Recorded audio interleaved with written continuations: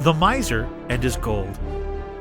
Once upon a time, there was a miser who used to hide his gold at the foot of a tree in his garden.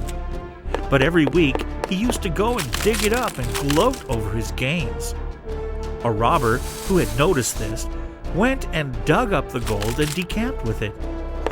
When the miser next came to gloat over his treasures, he found nothing but the empty hole. He tore his hair and raised such an outcry that all the neighbors came around him, and he told them how he used to come and visit his gold. "Did you ever take any of it out?" asked one of them. "Nay," he said, "I only came to look at it." "Then come again and look at the hole," said the neighbor. "It'll do you just as much good." Wealth unused might as well not exist. The Town Mouse and the Country Mouse. A country mouse invited a town mouse, an intimate friend, to pay him a visit and partake of his country fare. As they were on the bare plowlands, eating their wheat stalks and roots pulled up from the hedgerow, the town mouse said to his friend, "You live here the life of the ants, while in my house is the horn of plenty. I'm surrounded by every luxury, and if you will come with me, as I wish you would, you shall have an ample share of my dainties." The country mouse was easily persuaded and returned to town with his friend. On his arrival, the town mouse placed before him bread, barley, beans, dried figs, honey, raisins, and last of all, brought a dainty piece of cheese from a basket. The country mouse, being much delighted at the sight of such good cheer, expressed his satisfaction in warm terms and lamented his own hard fate.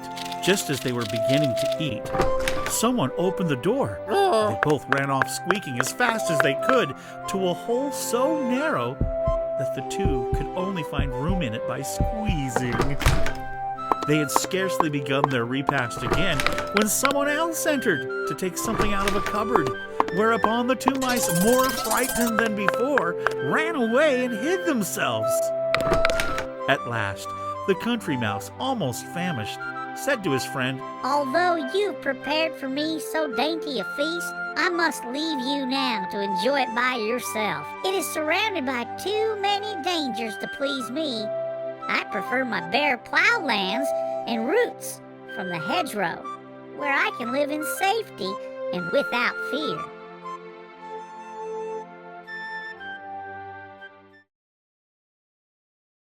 The Boy Who Cried Wolf. There was once a young shepherd boy who tended his sheep at the foot of a mountain near a dark forest. It was rather lonely for him all day, so he thought upon a plan by which he could get a little company and some excitement. He rushed down towards the village, calling out, "Wolf! Wolf!" And the villagers came out to meet him, and some of them stopped with him for a considerable time.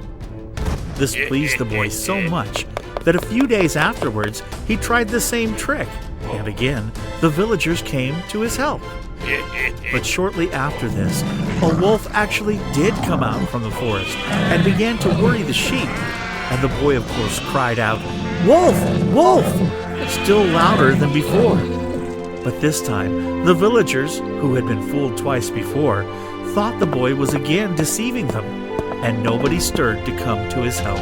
So the wolf made a good meal off the boy's flock, and when the boy complained, the wise men of the village said, "A liar will not be believed, even when he speaks the truth."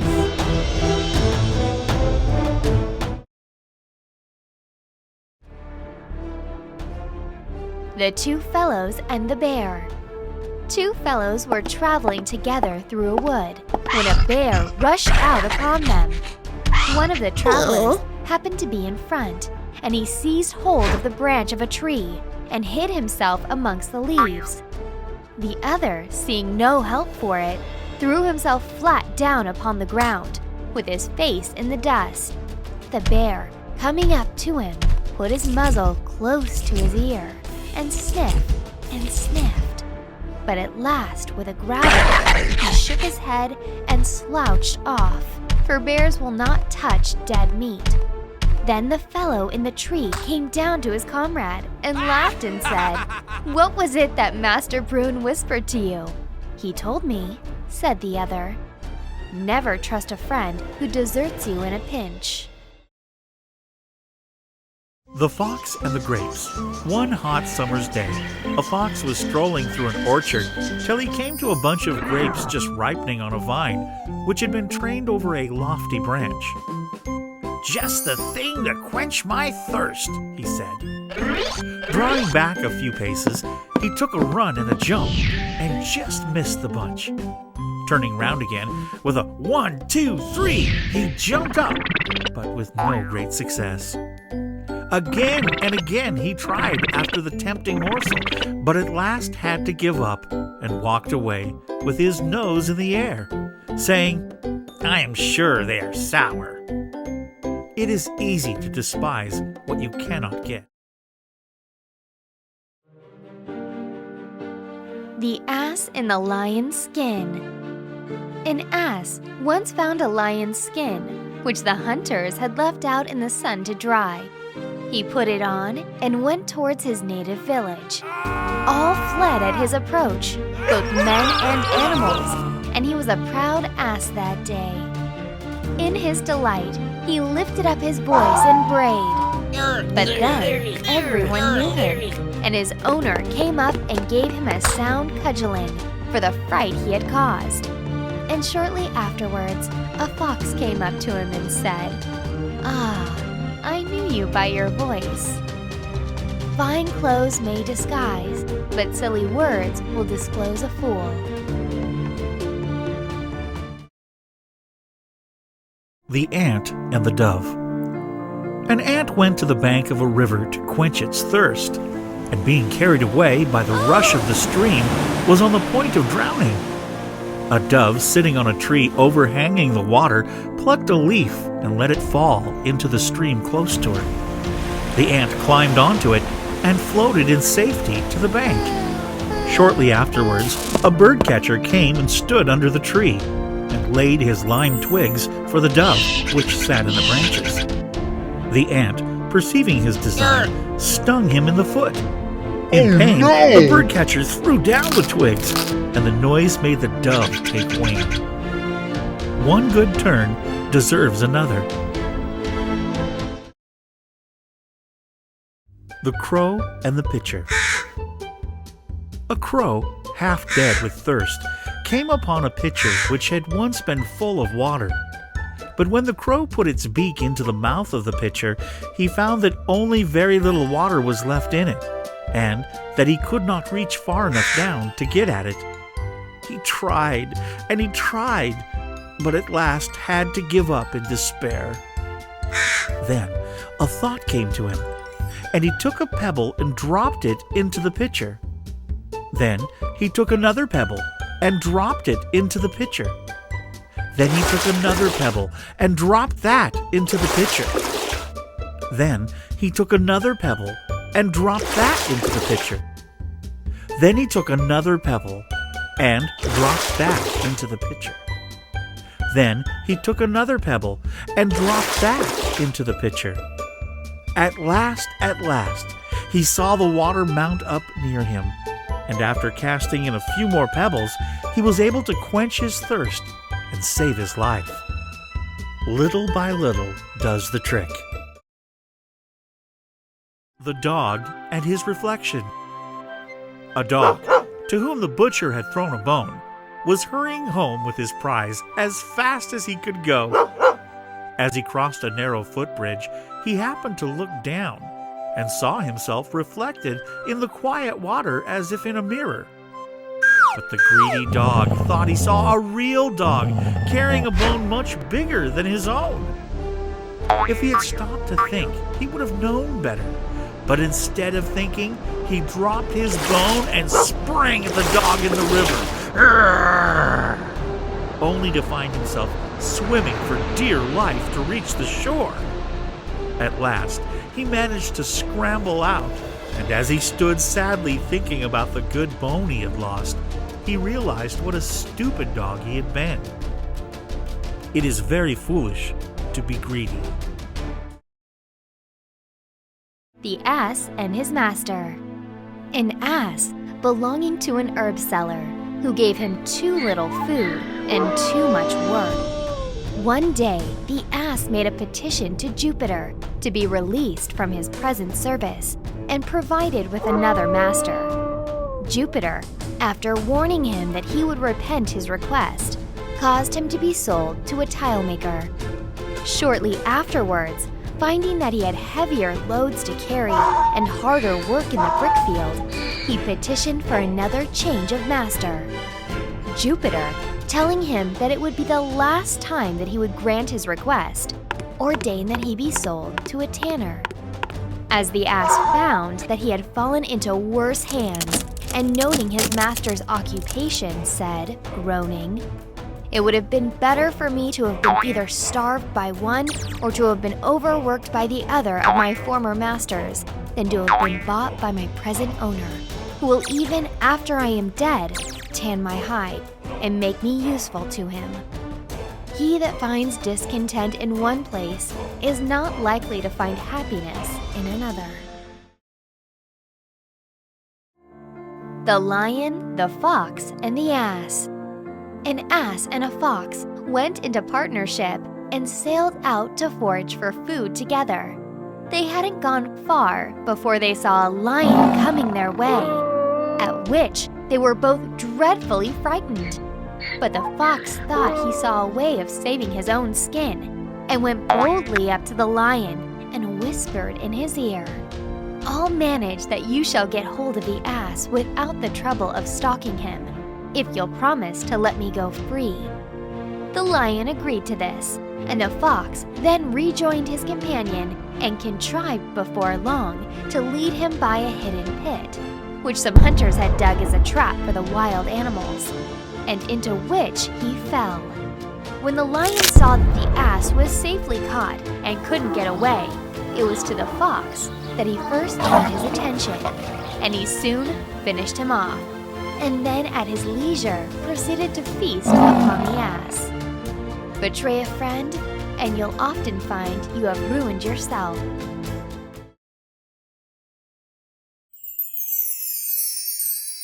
The Boys and the Frogs. Some boys playing near a pond saw a number of frogs in the water and began to pelt them with stones.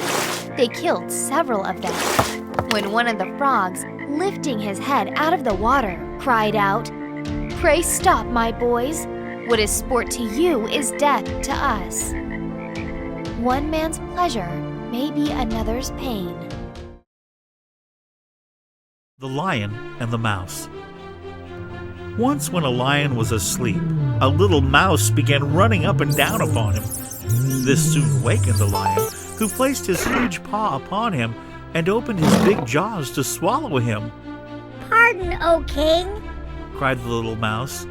Forgive me this time. I shall never forget it. Who knows but what I may be able to do you a turn some of these days." The lion was so tickled at the idea of the mouse being able to help him that he lifted up his paw and let him go. Sometime after, the lion was caught in a trap, and the hunters who desired to carry him alive to the king tied him to a tree while they went in search of a wagon to carry him on. Just then, the little mouse happened to pass by, and seeing the sad plight in which the lion was, went up to him and soon gnawed away the ropes that bound the king of the beasts. "Was I not right?" said the little mouse. Little friends may prove great friends. The Farmer and His Sons. A father, being on the point of death, wished to be sure that his sons would give the same attention to his farm as he himself had given it. He called them to his bedside and said, "My sons, there is a great treasure hid in one of my vineyards." The sons, after his death, took their spades and mattocks and carefully dug over every portion of their land. They found no treasure, but the vines repaid their labor by an extraordinary and superabundant crop.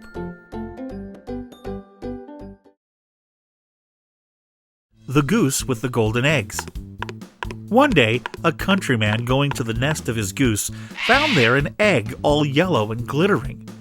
When he took it up, it was heavy as lead, and he was going to throw it away because he thought a trick had been played upon him.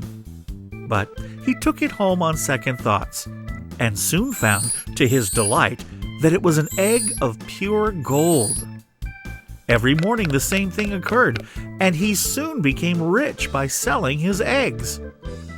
As he grew rich, he grew greedy, and thinking to get at once all the gold the goose could give, he killed it and opened it, only to find nothing. Greed often overreaches itself. Goldilocks and the Three Bears. Once upon a time, there was a little girl named Goldilocks. She had golden hair. One day, she went out in the forest to play. She saw a cute cottage and knocked on the door. When nobody answered, she opened the door and went inside. There was no one inside, but on the kitchen table, Goldilocks saw 3 bowls of porridge. Goldilocks was hungry, so she took a bite from the largest bowl. "This porridge is too hot," she said. She took a bite from the middle-sized bowl. "This porridge is too cold," she said.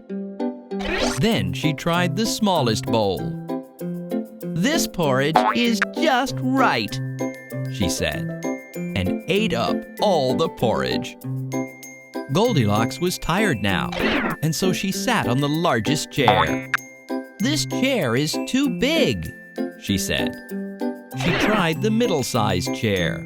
"This chair is too big too," she said. Then she tried the smallest chair. "This chair is just right," she said. But the chair broke. Goldilocks was even more tired now. So she went upstairs, and there she saw 3 beds. She tried the largest bed. "This bed is too hard," she said. She tried the middle-sized bed. "This bed is too soft," she said. Then she tried the smallest bed. "This bed is just right," she said, and she fell asleep. Soon, the 3 bears came home. "Someone's been eating my porridge," said Papa Bear. "Someone's been eating my porridge," said Mummy Bear. "Someone's been eating my porridge, and they finished it all," cried Baby Bear. "Someone's been sitting on my chair," said Papa Bear. "Someone's been sitting on my chair," said Mummy Bear. "Someone's been sitting on my chair, and they broke it," cried Baby Bear. "Someone's been sleeping in my bed," said Papa Bear. "Someone's been sleeping in my bed," said Mummy Bear. "Someone's been sleeping in my bed, and here she is," cried Baby Bear. Goldilocks woke up and saw the 3 bears. "Help!" she shouted, and ran out into the forest. She never came back again. The end. Cinderella. Once upon a time, there was a beautiful girl named Cinderella. Cinderella lived with her 2 wicked stepsisters and her wicked stepmother. They treated her very badly and made her do all the work at home. One day, they were all invited for a grand ball at the king's palace. Cinderella's stepsisters and stepmother made her sew new dresses and get them ready for the ball. But when they left for the ball, they left poor Cinderella at home alone. Cinderella was sad and began to cry, when suddenly a fairy godmother appeared. "Cinderella, I am your fairy godmother," she said. Don't be sad. I will send you to the ball." The fairy godmother waved her magic wand, and Cinderella's old clothes changed into a beautiful party gown. The fairy godmother touched her magic wand to Cinderella's feet, and suddenly she had beautiful glass slippers. Then the fairy godmother found 6 mice playing near a pumpkin and touched them with her magic wand.